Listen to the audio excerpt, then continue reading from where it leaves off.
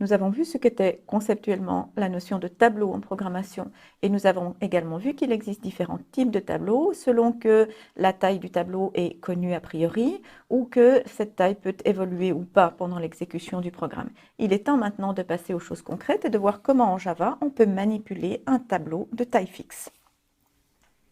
Lorsque je souhaite manipuler une donnée dans un programme, je sais que je dois le faire au travers d'une variable. Par exemple, si mon programme doit utiliser une donnée de type double, je vais déclarer une variable de type double et lui donner un nom. C'est exactement la même chose avec un tableau. Je dois déclarer une variable de type tableau. Ici, je dois indiquer le type des éléments contenus dans le tableau et le fait qu'il s'agisse d'un tableau est ici indiqué par cette paire de crochets qui précède la déclaration de la variable. Donc ici, nous avons à nouveau un nom de variable et un type qui correspond ici au type tableau de taille fixe d'entier. Il existe en Java une syntaxe alternative, donc la ligne que nous venons de voir ici peut également s'écrire de cette façon en Java. Donc au même titre que cette ligne correspond à la déclaration d'une variable de type double, les lignes que vous avez ici correspondent à la déclaration d'une variable score de type tableau d'entier de taille fixe. Et nous allons naturellement nous poser la question de comment initialiser un tableau ainsi déclaré. Alors, deux techniques sont classiquement utilisées pour mettre des valeurs dans un tableau. Je peux mettre des valeurs dans un tableau au moment où je le déclare, donc première situation possible. Donc, de la même façon qu'au moment où je déclare une variable de type double, je peux lui affecter une valeur de départ, donc ça correspond à une déclaration initialisation. Je peux faire la même chose pour un tableau. Donc, ceci présuppose que je connais les éléments que je veux y mettre a priori et j'utilise une syntaxe particulière, ces accolades que nous allons voir formellement un peu plus en détail plus loin. Donc ici, ceci correspond à une situation de déclaration, initialisation d'un tableau qui correspond à la situation 1. Deuxième situation, c'est exactement la même chose que pour un double lorsque je le déclare, puis ensuite lui met une valeur. Je peux faire la même chose pour un tableau, donc je peux me contenter de le déclarer et puis dans des instructions qui suivent, le remplir élément par élément. Donc comme nous venons de le voir, si je connais a priori les éléments à mettre dans le tableau au moment où je le déclare, je peux me contenter d'une seule et unique instruction de déclaration-initialisation pour déclarer un tableau et mettre des valeurs dedans. Donc très concrètement, voici les étapes à observer. Je dois déclarer mon tableau, ce que je fais de cette façon-là.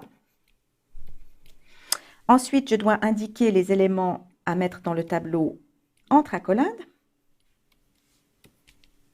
Et ensuite, je dois mettre des éléments dans ce tableau. Et chaque élément, différents éléments vont être séparés par des virgules. Donc voici les différents éléments de syntaxe que je dois observer pour déclarer, initialiser un tableau de taille fixe en Java. Voyons maintenant à quelle situation en mémoire cela correspond. Avant d'étudier en détail la notion de tableau de taille fixe en Java, et puisque nous commençons à manipuler des données de type évolué, il est important de comprendre qu'en Java, les données de type de base et les données de type composé évolué ne sont pas stockées en mémoire de la même façon. Par exemple, ici, si je déclare une variable x de type élémentaire, il faut savoir que lorsque je manipule une variable de type de base, eh bien cette variable va directement stocker la valeur. Ce qu'on peut voir ici dans ce petit schéma, la variable x stocke directement la valeur qui lui est associée. Ceci n'est pas le cas lorsque je commence à manipuler des données de type évolué. Les données de type évolué, comme par exemple des tableaux ou des chaînes de caractères, que nous allons voir dans des séquences ultérieures, sont en fait stockées au travers de références, d'indirections, des adresses. Par exemple, si je déclare une variable de type chaîne de caractères, nous allons voir qu'il existe un type pour cela qui s'appelle string. Alors, la situation en mémoire est la suivante. La variable v ne stocke pas directement la valeur chaîne de caractères associée, mais stocke une référence, une adresse vers la chaîne de caractères en question. Et ceci a une grande incidence sur la sémantique de l'affectation en Java, par exemple. Imaginez que j'affecte une variable V2 à une variable V1. Qu'est-ce que cela signifie maintenant concrètement? Suis-je en train de modifier la référence stockée dans V1 ou suis-je en train de modifier l'objet qui est référencé par V1? De la même façon, la sémantique de l'opérateur égal est également impactée. Que veut dire comparer V1 et V2? Suis-je en train de comparer des références? Suis-je en train de comparer les chaînes pointées? Nous allons voir aussi qu'il existe une incidence par rapport à l'affichage. Si par exemple, j'affiche un objet de type composé, que suis-je en train d'afficher? Une adresse ou l'objet référencé? Donc, toutes ces questions vont se poser lorsque je manipule des objets de type composé dans un programme Java. En Java, un tableau est une donnée de type évolué. Il est donc manipulé au travers d'une indirection, d'une référence. Donc, par exemple, si je déclare initialise une variable score de type tableau d'entier de taille fixe, de cette façon-là, la situation en mémoire va être la suivante. La variable score ne contient pas directement les valeurs du tableau, elle contient une indirection, une référence, une adresse vers le tableau. Donc, on suppose que l'adresse du tableau est ici, et donc, dans la variable score, je stocke uniquement la référence vers ce tableau. En termes de jargon, on va dire que la variable score référence ou pointe vers un tableau de int. Nous venons de voir comment il est possible de déclarer initialiser en une seule ligne un tableau de taille fixe en Java. Ceci présuppose que l'on connaît a priori les valeurs à mettre dans le tableau. Dans le cas le plus général, on ne connaît pas ces valeurs et donc il faut séparer l'instruction de déclaration du remplissage effectif du tableau. Voilà comment procéder dans ce cas. Donc on commence par déclarer notre variable de type tableau, ici un tableau de taille fixe d'entier. Ensuite, il faut allouer les emplacements mémoire, réserver des emplacements mémoire pour notre tableau. Ceci se fait au moyen de la tournure suivante. On utilise le mot réservé new. On indique ensuite le type des valeurs que l'on veut stocker dans le tableau, puis entre crochets, la taille à donner au tableau au moment de sa construction. Alors, ce qu'il faut savoir, c'est que une fois la taille allouée, cette taille ne peut pas changer en cours d'exécution du programme. C'est pourquoi nous appelons ces tableaux des tableaux de taille fixe. Donc, deuxième étape, nous devons allouer les emplacements mémoire réservés pour le tableau.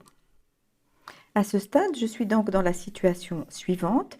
J'ai une variable score qui contient une référence, une indirection vers un tableau. Ce tableau contient 4 éléments. Quelle va être la valeur de ces éléments à ce stade? Alors, ce qu'il faut savoir, c'est qu'en Java, il existe des valeurs par défaut qui sont mises dans le tableau au moment de sa construction. Donc, pour la situation qui a précédé, nous nous trouvons donc avec un tableau qui contient des zéros. Les valeurs par défaut sont 0 pour les types int et double, false pour booléen, et il existe d'autres valeurs dédiées pour d'autres types de données. Donc concrètement, lorsqu'une instruction de cette nature est exécutée, nous nous retrouvons dans une situation en mémoire où le tableau a cette allure. Les valeurs par défaut pour chacune des cases sont 0, car je suis en train de travailler avec un tableau d'entier pour lequel la valeur par défaut est effectivement 0. Évidemment, ces valeurs par défaut, dans la majorité des cas, ne vont pas nous satisfaire, et donc la troisième étape va consister à remplir le tableau élément par élément, ce qui implique de s'intéresser à comment accéder à chacune des cases du tableau pour y mettre une valeur dédiée. Le mécanisme par lequel je peux accéder à la IM case d'un tableau est le mécanisme de l'indexation.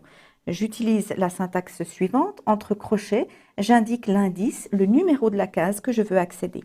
Ce qu'il faut savoir, c'est qu'en Java, l'indice, le numéro de la case, varie entre 0 et t-1, où t est la taille du tableau.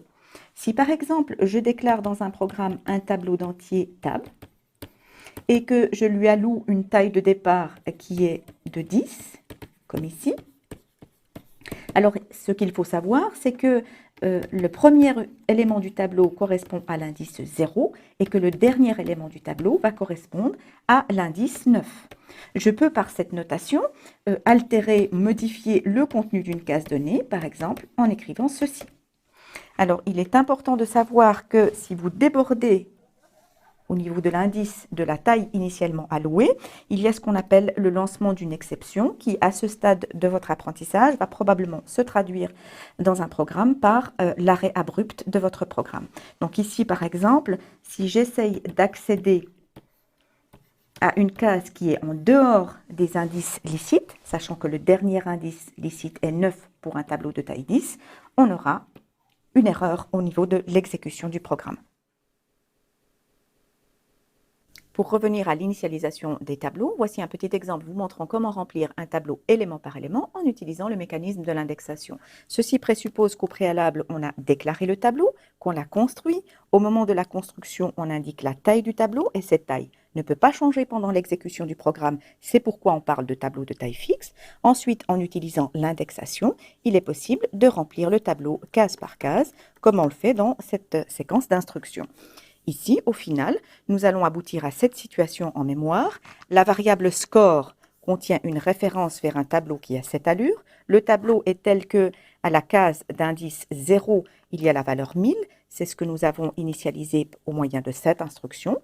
Et à la case d'indice 3, la dernière case, nous avons la valeur 6450. C'est ce que nous avons obtenu au travers de cette instruction-là.